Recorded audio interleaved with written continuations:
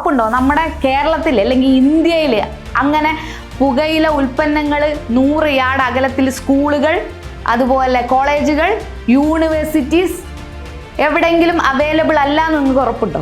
1 മില്യണിലധികം ആളുകൾ മരിക്കുന്നത് second hand smoking കാരണമാണ്. ആദ്യത്തിൽ 1 പഫായിരുന്നു എടുത്ത് അതിൽ ഓക്കെ ആണെങ്കിൽ പിന്നെ 2 പഫ് 3 പഫ് അങ്ങനെ കൂടി വരികയാണ്. May 31st WHO world tobacco day ആയിട്ട് ആചരിക്കുന്നു. World no tobacco day. Okay, so ഒരു പൾമനോളജിസ്റ്റ് എന്ന നിലയിൽ അല്ലേ, ഞാൻ ക്ലിനിക്കുകളിൽ കാണുന്ന ഒട്ടുമിക്ക കോംപ്ലിക്കേറ്റഡ് അസുഖങ്ങളും ഈ ടൊബാക്കോ കാരണമാണ്. ഓക്കെ, അപ്പം നിങ്ങൾക്ക് തന്നെ അറിയാം, ഇപ്പോഴും നമ്മുടെ ട്രഡീഷണൽ സിഗരറ്റ്സ്, അതുപോലെ ബീഡി, സിഗരറ്റ്സ്, അതിൽ നിന്നൊക്കെ മാറി പുതിയ കാര്യങ്ങൾ ഇപ്പം മാർക്കറ്റിൽ ഇറങ്ങുന്നുണ്ട് അല്ലേ? നിങ്ങളൊക്കെ അതിനെക്കുറിച്ച് അവെയർ അല്ലേ? അവെയർ ആണോ? ഓക്കെ, അപ്പം നിങ്ങൾക്ക് അത്തരത്തിലുള്ള കാര്യങ്ങളെക്കുറിച്ചും അതുപോലെ തന്നെ സ്മോക്കിംഗ് റിലേറ്റഡ് ലങ് കണ്ടീഷൻസിനെ കുറിച്ചും, അതുപോലെ നിങ്ങളും ചിലപ്പം നിങ്ങളുടെ സമൂഹത്തിൽ ആർക്കെങ്കിലും ഇത് റിലേറ്റഡ് അസുഖങ്ങളൊക്കെ ബാധിച്ചതായിട്ട് കണ്ടിട്ടുണ്ടാവും അല്ലേ? അപ്പം ഫീമെയിൽസിനും കുട്ടികൾക്കും ഇതുകൊണ്ടുള്ള ദോഷങ്ങളെക്കുറിച്ചും ഒക്കെ നമുക്കിവിടെ ചർച്ച ചെയ്യാം. ഓക്കെ, സോ നിങ്ങൾക്ക് എന്ത് സംശയം ഉണ്ടെങ്കിലും ചോദിക്കാം. ഞാൻ പല ആഡും കണ്ടിട്ടുണ്ട്, അത് ഫോണിലും കണ്ടിട്ടുണ്ട്, പിന്നെ കുറേ വാളിൽ പബ്ലിക്കായിട്ടോ കണ്ടിട്ടുണ്ട്. സ്മോക്കിംഗ് നിർത്താൻ പറ്റുന്നില്ലേ, എന്താ പറയുക, സ്മോക്ക് ചെയ്യുന്ന ആൾ അറിയാണ്ട് നമുക്ക് നിർത്തണോ, 10 ദിവസത്തിൽ നിർത്താം, അങ്ങനെ. അപ്പോൾ ഒരാൾ അറിയാതെ, ഞാനിപ്പോൾ സ്മോക്ക് ചെയ്യുന്നുണ്ട്, ഞാൻ അറിയാതെ വീട്ടിലുള്ള ഒരാൾ ഒരു ഗുളികയൊക്കെ തന്നിട്ട് അങ്ങനെ നിർത്താൻ പറ്റുമോ? അത് എത്രത്തോളം പ്രാവർത്തികമാണത്? പേഷ്യൻ്റ് അറിയാതെ നമ്മൾ ഇത് ചെയ്യാന്ന് പറഞ്ഞത് അതത്ര പ്രാക്ടിക്കലായിട്ട് എനിക്ക് തോന്നുന്നില്ല. യൂഷ്വലി നമ്മൾ പേഷ്യൻ്റ് വിത്ത് ഫാമിലി നമ്മൾ കൗൺസിൽ ചെയ്യുക, പിന്നെ ഈ നിക്കോട്ടിൻ റീപ്ലേസ്മെൻറ്റ് തെറാപ്പി കൊടുക്കുക, അതുപോലെ തന്നെ വേറെ ഫാർമക്കോളജിക്കൽ ഡ്രഗ്സ് ഉണ്ട് ഇത് സ്റ്റോപ്പ് ചെയ്യാൻ വേണ്ടിയിട്ട്, അതിൻ്റെ ഹെൽപ്പും എടുക്കാം. പിന്നെ ഈ പറഞ്ഞ എൻവയോൺമെൻറ്റ് നമുക്ക് ക്രിയേറ്റ് ചെയ്ത് കൊടുക്കാം.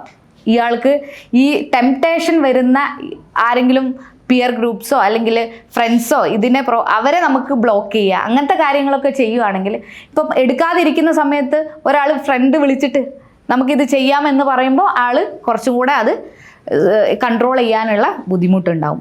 പിന്നെ ഞാൻ പറഞ്ഞല്ലോ, ഇപ്പോൾ നമുക്ക് ആ ടെംപ്ടേഷൻ വരികയാണെങ്കിൽ തന്നെ 4 Ds എന്ന് പറഞ്ഞിട്ട് നമുക്ക് കുറച്ച് ക്രേവിങ് വരുന്ന സമയത്ത് നമുക്ക് സിപ്സ് ഓഫ് വാട്ടർ എടുക്കുകയോ അല്ലെങ്കിൽ നമ്മൾ വേറെ എന്തെങ്കിലും അതർ തിങ്സ്, വേറെ എന്തെങ്കിലും കാര്യങ്ങൾ ആക്ടിവിറ്റീസിൽ ഏർപ്പെടുകയോ അല്ലെങ്കിൽ ഡീപ്പ് ബ്രെത്ത് എടുക്കുകയൊക്കെ ചെയ്തിട്ട് നമുക്കത് ഡിസ്ട്രാക്ട് ചെയ്യാനുള്ള ശ്രമങ്ങൾ നടത്താം. ഇപ്പം എൻ്റെ വീട്ടിൽ ഇപ്പം സിഗരറ്റ് വലിക്കുന്ന ആളാണ്. അപ്പോൾ എന്തെങ്കിലും ടെൻഷനോ കാര്യങ്ങളോ, ഇപ്പോൾ സ്ട്രെസ്സാണെന്ന് പറഞ്ഞാൽ വേഗം 4 എണ്ണം 5 എണ്ണം വലിക്കും. അപ്പോൾ ഈ ശരിക്കും സിഗരറ്റ് വലിച്ച ടെൻഷന് പോവോ? അതെന്തെങ്കിലും ഹോർമോണൽ ആക്ടിവിറ്റി നടക്കുന്നുണ്ടോ സീരിയസ്ലി? ഓക്കെ, നല്ല ക്വസ്റ്റ്യൻ ആണ്. നമുക്ക് വീണ്ടും സിഗരറ്റ് പുകയിലയിലേക്ക് വരാം. പുകയിലയിൽ 7000 കെമിക്കലും 70 കാർസിനോജനും ഉണ്ട് അല്ലേ? നിക്കോട്ടിൻ എന്ന് പറയുന്ന കാര്യം, ഓക്കെ, നിക്കോട്ടിൻ എന്ന് പറയുന്ന കാര്യം കുറേ ന്യൂറോ ട്രാൻസ്മിറ്റേഴ്സ് ഉണ്ടാക്കുന്നുണ്ട്. ഡോപ്പമിൻ നിങ്ങൾ കേട്ടിട്ടുണ്ടാവും, ഡോപ്പമിൻ, സെറട്ടോണിൻ, നോറെപ്പിനെഫ്രിൻ, ഈ കാര്യങ്ങളൊക്കെ കുറേ മൂഡ് എലിവേഷൻ ഉണ്ടാക്കുകയും സ്ട്രെസ് റിലീഫ് തരികയും പിന്നെ നമ്മുടെ ആപ്പറ്റൈറ്റ് ഡിക്രീസ് ചെയ്യുകയും ഇങ്ങനത്തെ നല്ല വെൽബീയിങ് ഉണ്ടാക്കുന്ന കാര്യങ്ങളാണ്. ഓക്കെ, സോ ഒബ്വിയസ്ലി അത് എടുക്കുമ്പം ആ ഒരു കുറഞ്ഞ സമയത്തേക്ക് ആ ഒരു വെൽബീയിങ് ഉണ്ടാവുന്നത് കാരണം ഒരു സ്ട്രെസ് വരുമ്പോഴത്തേക്ക് ഇത് എടുക്കുന്നു. ഓക്കെ, പിന്നെ നെക്സ്റ്റ് ഇതുപോലെ സ്ട്രെസ് വരുമ്പോഴത്തേക്ക് അതിൻ്റെ ഡോസ് മതിയാവാതെ വരുന്നു. അപ്പോൾ ആദ്യത്തിൽ 1 പഫായിരുന്നു എടുത്ത് അതിൽ ഓക്കെ ആണെങ്കിൽ പിന്നെ 2 പഫ് 3 പഫ് അങ്ങനെ കൂടി വരികയാണ്. ഓക്കെ, സോ അത് ചിലപ്പം എണ്ണത്തിൽ ചിലപ്പോൾ ഒരാൾ ഒരു പാക്ക് സിഗരറ്റൊക്കെ ഒരു ദിവസം വലിച്ചു തീർക്കും. ഓക്കെ, സോ ഈ കാരണമാണ് നിക്കോട്ടിൻ അത്രയും അഡിക്ഷൻ ഉണ്ടാക്കുന്നത് കാരണമാണ് നമ്മൾ ഈ സിഗരറ്റിൻ്റെ കാര്യവും അങ്ങനെ തന്നെ പറയണേ. Good afternoon, I am Hisana Hanna. നമ്മളെല്ലാവരും പറഞ്ഞു കേൾക്കാറുണ്ട് ക്യാൻസർ, സ്മോക്കിംഗ് കൊണ്ട് ക്യാൻസർ ഉണ്ടാവും എന്നുള്ളത്. അതുപോലെ അതിനെ പറ്റിയിട്ടുള്ള ആഡ്സും ഓരോ കാര്യങ്ങൾ നമ്മൾ കാണാറുണ്ട്. അതിനെ പറ്റിയിട്ട് മാഡത്തിന് എന്താ തോന്നുന്നത്? ആ കോൺട്രവേഴ്സി ആയിട്ട് തോന്നുന്നുണ്ടോ? പുകവലി അർബുദത്തിന് കാരണമാക്കുന്നു. നമ്മൾ ഇങ്ങനെ ഈ ആഡും ഈ പരസ്യങ്ങളും കാര്യങ്ങളൊക്കെ കാണുന്നുണ്ട് അല്ലേ? പക്ഷേ ഇത് ടുബാക്കോ ബാൻഡ് ആണെങ്കിലും ടുബാക്കോ എന്ന് പറയുന്നത് ആഗോള തരത്തിൽ വലിയൊരു ഇൻഡസ്ട്രിയാണ്.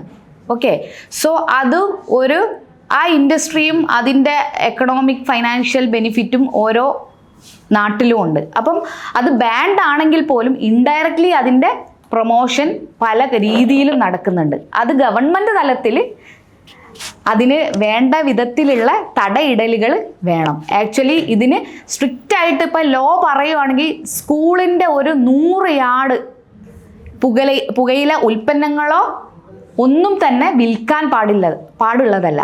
പക്ഷെ നിങ്ങൾക്ക് ഉറപ്പുണ്ടോ നമ്മുടെ കേരളത്തിൽ അല്ലെങ്കിൽ ഇന്ത്യയിൽ അങ്ങനെ പുകയില ഉൽപ്പന്നങ്ങൾ 100 യാർഡ് അകലത്തിൽ സ്കൂളുകൾ, അതുപോലെ കോളേജുകൾ, യൂണിവേഴ്സിറ്റീസ് എവിടെയെങ്കിലും അവൈലബിൾ അല്ല എന്ന് നിങ്ങൾക്ക് ഉറപ്പുണ്ടോ?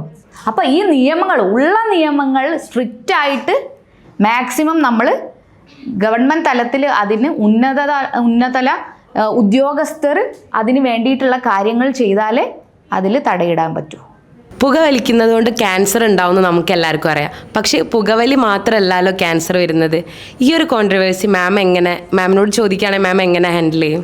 വലിക്കുന്ന ആളെടുത്ത് നമ്മൾ പുകവലി ഹാനികരമാണ്, അത് അർബുദത്തിന് കാരണമാക്കുന്നു, എല്ലാവർക്കും പരസ്യങ്ങളിലൂടെ അറിയുന്ന കാര്യമാണ് അല്ലേ? പക്ഷേ അവരെന്തെങ്കിലും എക്സ്ക്യൂസസ് കണ്ടുപിടിക്കാൻ നോക്കും അല്ലേ? പുകവലിക്കുന്ന ആളുകളല്ലാത്തവർക്കും ക്യാൻസർ വരുന്നുണ്ടല്ലോ. ഇനിയിപ്പോൾ ആരെങ്കിലും ഒരാൾ പുകവലിക്കാതെ മദ്യപിക്കാതെ എന്തെങ്കിലും ഒരു ക്യാൻസർ ആയാലും പറയും പുകവലിക്കുന്ന ആളാണ് അയാൾ അതൊന്നും ഇല്ലാതെയാണ് ക്യാൻസർ ആയതെന്നുള്ള എക്സ്ക്യൂസ് പിടിക്കും അല്ലേ?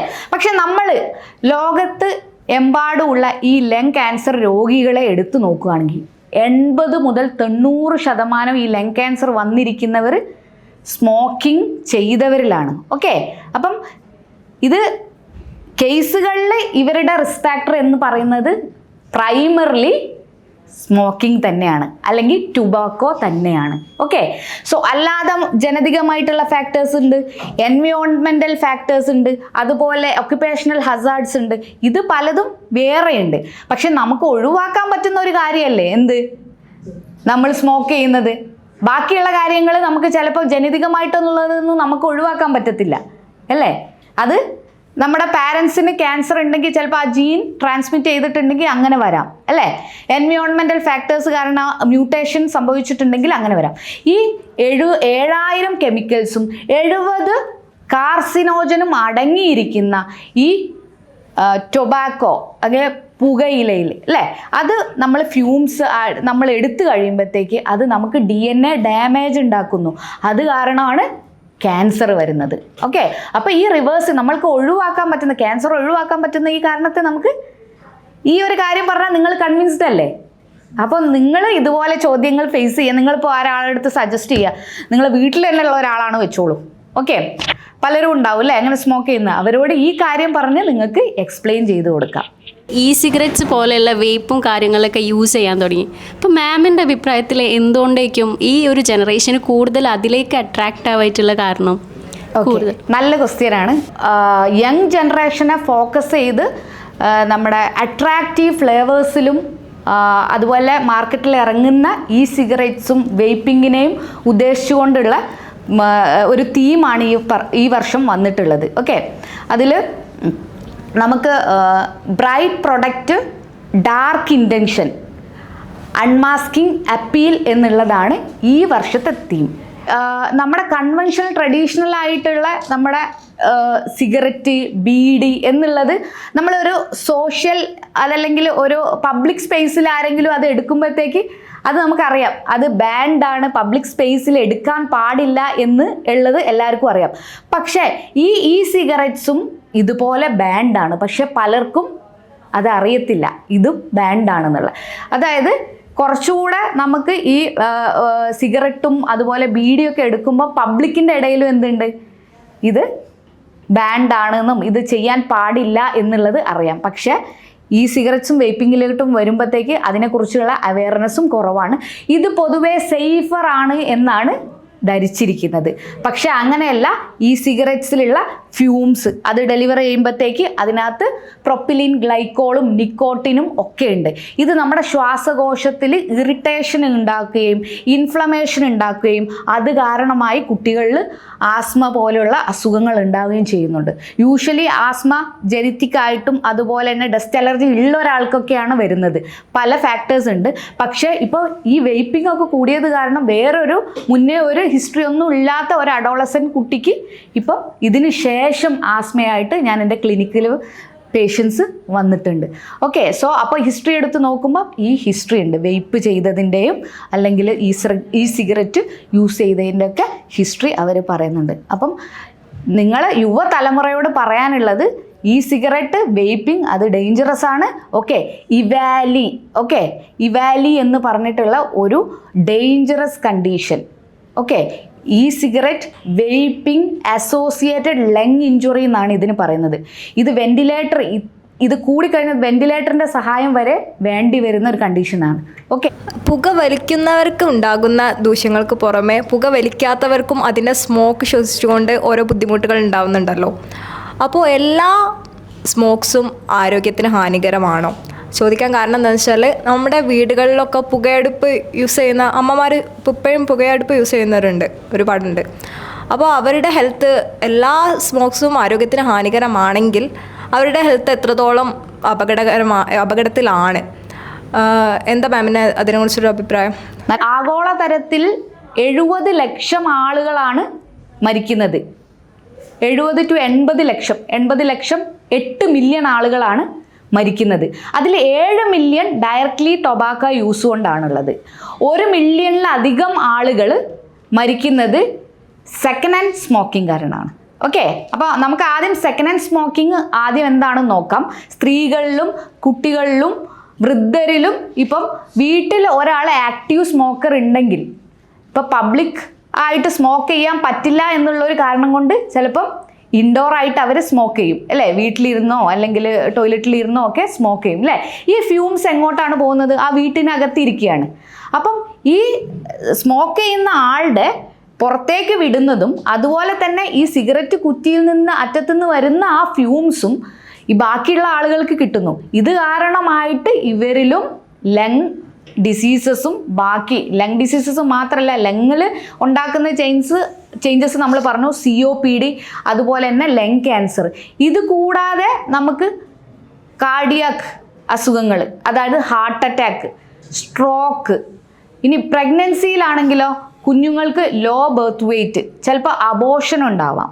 ഓക്കെ, അതുപോലെ തന്നെ കുഞ്ഞുങ്ങളിലാണെങ്കിൽ ഇൻഫെക്ഷൻസ്, ചെവിയിൽ ഇൻഫെക്ഷൻസ് കാര്യങ്ങൾ, അതുപോലെ അവർക്ക് ആസ്മ ട്രിഗർ ചെയ്യാം ഇത് കാരണമായിട്ട്. അപ്പം നമ്മൾ ഈ സെക്കൻഡ് ഹാൻഡ് സ്മോക്കിംഗ് കാരണം വീട്ടിലുള്ള ആളുകൾക്ക് കൂടെ ഇത്, ഈ ടുബാക്കോ യൂസ് ചെയ്യുന്ന ഒരാൾ വീട്ടിലുണ്ടെങ്കിൽ എന്താണ്, സെക്കൻഡ് ഹാൻഡ് സ്മോക്കിംഗ് കാരണം ബാക്കി അവിടെയുള്ള സ്ത്രീകൾക്ക്, കുട്ടികൾക്ക്, വൃദ്ധർക്കൊക്കെ ഇതിൻ്റെ എക്സ്പോഷർ ഉണ്ടാവുകയാണ്.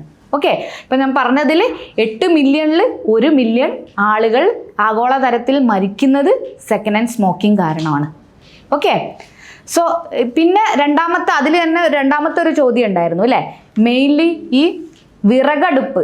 ഓക്കെ, ഇന്ത്യ മഹാരാജ്യത്ത് നമുക്കറിയാം, കേരളത്തിൽ ഒരുവിധം വീടുകളിലൊക്കെ ഇപ്പോൾ ഗ്യാസ് സിലിണ്ടർ ഉണ്ട് അല്ലേ, സിലിണ്ടറും ഗ്യാസ് അടുപ്പും കാര്യങ്ങളും ഒക്കെ ഉണ്ട്. പക്ഷെ നമ്മുടെ മുന്നത്തെ ഒരു തലമുറയിൽ അല്ലെങ്കിൽ നിങ്ങളുടെ ഗ്രാൻഡ് പാരൻസിനെ എടുത്തു നോക്കുകയാണെങ്കിൽ എല്ലാവരും ബയോമാസ് ഫ്യൂവൽ ഉപയോഗിച്ചവരായിരിക്കും അല്ലേ, വിറക് അല്ലേ. നമ്മൾ ഇന്ത്യയുടെ പല ഭാഗത്തും പോയിട്ടുണ്ടെങ്കിൽ ചിലപ്പോൾ വിറകായിരിക്കില്ല, ഈ കൗടങ്ങ് വെച്ചിട്ടുള്ള കാര്യങ്ങളൊക്കെ അവർ ഇങ്ങനെ ബയോമാസ് ഫ്യൂവൽ ആയിട്ട് ഉപയോഗിക്കുന്നുണ്ട്. അപ്പോൾ ഇതിൽ നിന്നൊക്കെ വരുന്ന ഫ്യൂംസ് കാരണവും ഈ പുകവലിക്കുന്നവർക്കുണ്ടാവുന്ന അതേ രീതിയിലുള്ള COPD സിംറ്റംസ്, അതായത് ചുമ, അതുപോലെ തന്നെ ശ്വാസം മുട്ട്, കിതപ്പ്, ഈ കാര്യങ്ങൾ അവർക്കും ഉണ്ടാവും. അപ്പം ഒരിക്കലും പുകയിലയിൽ നിന്നല്ലാതെ COPD വരില്ല എന്നില്ല. കുറഞ്ഞ ഫീമെയിൽസിൽ കൂടുതൽ കാണുന്ന COPDs ഒക്കെ കൂടുതലും ബയോമാസ് ഫ്യൂവൽ എക്സ്പോഷർ കൊണ്ട് ഉണ്ട്. പിന്നെ ഈ പറഞ്ഞ പോലെ സെക്കൻഡ് ഹാൻഡ് സ്മോക്കിംഗ് കാരണം അതും ഒരു കാരണമാണ്. സോ നമ്മൾ കണ്ടുവരുന്നുണ്ട് ഒരുപാട് പേർക്ക് ഇങ്ങനെ അഡിക്ഷൻ ആയിട്ടുള്ള പുകവലിയിൽ. അപ്പം അഡിക്ഷൻ ആണെങ്കിൽ കൂടി ആൾക്ക് അത് മാറ്റിയെടുക്കണം എന്ന് നല്ല ആഗ്രഹമുണ്ട്. പക്ഷേ ആളുടെ സറൗണ്ടിങ് ആളെ സമ്മതിക്കുന്നില്ല ഇത് മാറ്റാനുള്ള. അപ്പോൾ ഇതിൽ എങ്ങനെ ആൾക്ക് ഓവർകം ചെയ്യാൻ പറ്റും? ഓക്കെ, സ്മോക്കേഴ്സിനാണ് കൂടുതൽ നോൺ സ്മോക്കേഴ്സിനേക്കാളും ഇതിൻ്റെ ദൂഷ്യഫലങ്ങളെ കുറിച്ച് അറിയുന്നത്. അപ്പോൾ അവർക്ക് തന്നെ അവെയർ ആയിരിക്കും ഇതിനെ കൊണ്ട് എന്തൊക്കെ ദൂഷ്യങ്ങൾ ഉണ്ട് എന്നുള്ളത്. ഓക്കെ, സോ അപ്പോൾ അവർ പലതവണ അവർ വിചാരിക്കും ഇത് നിർത്താം, സ്റ്റോപ്പ് ചെയ്യാം, ഇത് ലാസ്റ്റാണ് എന്ന് വിചാരിക്കും. ഓക്കെ, അപ്പം നമ്മൾ സ്മോക്കിംഗ് നിർത്താൻ വിചാരിക്കുകയാണെങ്കിൽ നമ്മൾ സ്റ്റോപ്പ് സ്മോക്കിംഗ് ആണല്ലോ ഉദ്ദേശിക്കുന്നത്. ഒരു സെറ്റ് ഡേറ്റ് നമ്മൾ തീരുമാനിക്കുക. ഓക്കെ, നിങ്ങളിപ്പോൾ നിങ്ങളെ ചുറ്റുപാടിൽ ആരെങ്കിലും ഇങ്ങനെ ഒരു സ്മോക്കിംഗ് സിസേഷൻ എങ്ങനെ ചെയ്യും എന്നുള്ളത് നിങ്ങൾക്ക് പറഞ്ഞു കൊടുക്കാം. ഓക്കെ, വീട്ടിലോ അല്ലെങ്കിൽ നിങ്ങളുടെ ഫാമിലിയിലോ അല്ലെ ഫ്രണ്ട്സോ ആരെങ്കിലും ഇങ്ങനെ ഉണ്ടെങ്കിൽ ഇവരോട് ഇത് പറഞ്ഞു കൊടുക്കാം. ഒരു ഡേറ്റ് സെറ്റ് ചെയ്യാം. അത് യൂഷ്വലി വീക്കെൻഡിൽ സെറ്റ് ചെയ്യുന്നതായിരിക്കും നല്ലത്. കാരണം കുറച്ചൊരു വിഡ്രോവൽ സിംറ്റംസ് വരാം.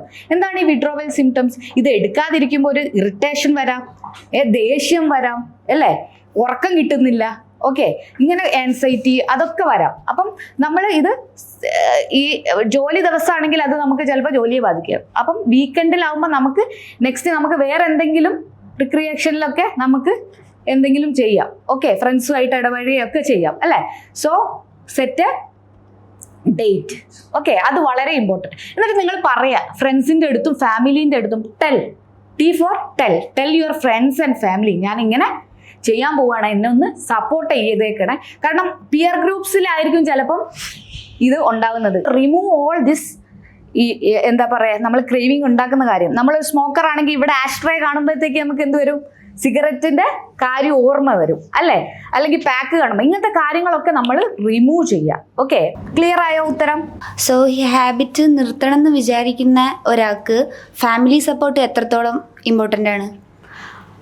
ഫാമിലി സപ്പോർട്ട് വളരെയധികം ഇമ്പോർട്ടൻ്റ് തന്നെയാണ്. അപ്പം ഇത് എങ്ങനെ നിർത്താം, അതായത് സ്മോക്കിംഗ് സിസേഷനെ കുറിച്ചുള്ള ഒരു ചോദ്യമാണ് ഇപ്പോൾ ഉള്ളത്. അതിലൊരു വരുന്ന ഒരു കാര്യമാണ് ഫാമിലി സപ്പോർട്ട്. അപ്പം ആദ്യം ആൾക്ക് തന്നെ തോന്നണം, അല്ലേ, അതിൻ്റെ റിലവൻസ് ആൾക്ക് അറിയണം. എന്തുകൊണ്ട് ഇത് സ്റ്റോപ്പ് ചെയ്യണം? ഓക്കെ, അതിൻ്റെ റിസ്ക് എന്താണെന്നുള്ള അറിയുമ്പോഴത്തേക്കല്ലേ അത് സ്റ്റോപ്പ് ചെയ്യാനുള്ളൊരു മോട്ടിവേഷൻ അയാൾക്ക് കിട്ടത്തുള്ളൂ, അല്ലേ. അപ്പം നമുക്ക് ആ ഒരു മോട്ടിവേഷന് വേണ്ടിയിട്ട് നമ്മൾക്ക് കൂടുതൽ ആളെ പോസിറ്റീവായിട്ട് നമുക്ക് കൗൺസിൽ ചെയ്യണം. ഞാൻ പറയുന്നത് ഏതൊരു ഡോക്ടറും അവരുടെ പൾമനോളജിസ്റ്റ് അല്ല, ഏതൊരു ഡോക്ടറും അവരുടെ അടുത്തേക്ക് വരുന്ന പേഷ്യൻറ്റിന് സ്മോക്ക് ചെയ്യുന്നുണ്ടെങ്കിൽ ഒരു 3 മിനിറ്റ് ടൈം എടുത്തെങ്കിലും ആളെ സ്മോക്കിംഗ് സിസേഷന് വേണ്ടിയിട്ട് അഡ്വൈസ് ചെയ്യണം. ഓക്കെ, റെലവൻസ് മനസ്സിലാക്കി കൊടുക്കണം, എന്തൊക്കെയാണ് റിസ്ക് എന്നുള്ളത് മനസ്സിലാക്കി കൊടുക്കണം. അതായത് നമ്മൾ ലങ്സിൽ മാത്രമാണ് പ്രശ്നം വരുന്നതെന്ന് വിചാരിക്കും, അല്ലേ, അങ്ങനെയല്ല. ഓക്കെ, നമ്മൾ തലേന്ന് നോക്കുകയാണ്, തലച്ചോറിൽ എന്ത് വരാം? സ്ട്രോക്ക് വരാം. ഓക്കെ, ഹാർട്ട് അറ്റാക്കിൻ്റെ കാരണം സ്മോക്കിംഗ് തന്നെയാണ് റിസ്ക് ഫാക്ടർ. ഓക്കെ, അതുപോലെ തന്നെ നമുക്ക് സ്ത്രീകളിൽ സെർവിക്കൽ ക്യാൻസർ എന്നുള്ള ക്യാൻസർ ഉണ്ട്. ഓക്കെ, ബ്ലാഡറിൻ്റെ ക്യാൻസർ, പാൻക്രിയാറ്റിക് ക്യാൻസർ, ഇത്തരത്തിലുള്ള പല ക്യാൻസറുകളും സ്മോക്കിംഗ് റിലേറ്റഡ്. അപ്പം ഇതൊക്കെ ഇതിൻ്റെ റിലവൻസ് എന്താണ്, ഇതിൻ്റെ റിസ്ക് എന്താണെന്നുള്ളത് അവരോട് പറഞ്ഞു കൊടുക്കണം. ഓക്കെ, അതിൻ്റെ കൂടെ തന്നെ ഫാമിലി അവരെ സപ്പോർട്ട് ചെയ്യണം. കാരണം ഞാൻ നേരത്തെ പറഞ്ഞു, അല്ലേ, ആ ഒരു ക്രേവിങ് ഉണ്ടാവും. അതുപോലെ തന്നെ അവർക്ക് ആ ഒരു വിഡ്രോവൽ സിംറ്റംസ് കാര്യങ്ങളുണ്ടാവും. അപ്പം നമുക്ക് ആ ക്രേവിങ്ങും വിഡ്രോവൽ സിംറ്റംസും ഒന്ന് ഹാൻഡിൽ ചെയ്യാൻ പറ്റുന്നില്ലെങ്കിൽ they have to take the patient to the doctor. Okay, ഡോക്ടറിൻ്റെ സഹായം തേടുകയും നിക്കോട്ടിൻ റീപ്ലേസ്മെൻറ്റ് തെറാപ്പി കാര്യങ്ങളൊക്കെ അപ്പോൾ ഒരുമിച്ച് കൗൺസിൽ ചെയ്യുന്നതായിരിക്കും എപ്പോഴും നല്ലത്. ഒരു പേഷ്യൻ്റ് അല്ലെങ്കിൽ ഒരു ആൾ സ്മോക്കിംഗ് സിസേഷന് വേണ്ടിയിട്ട് വരികയാണെങ്കിൽ അവരുടെ ഫാമിലീനെ കൂടെ ഇൻക്ലൂഡ് ചെയ്തുകൊണ്ട് കൗൺസിൽ ചെയ്യണം. ഓക്കെ, അവരുടെ സപ്പോർട്ടും വളരെയധികം ഇമ്പോർട്ടൻ്റ് ആണ്. ഓക്കെ.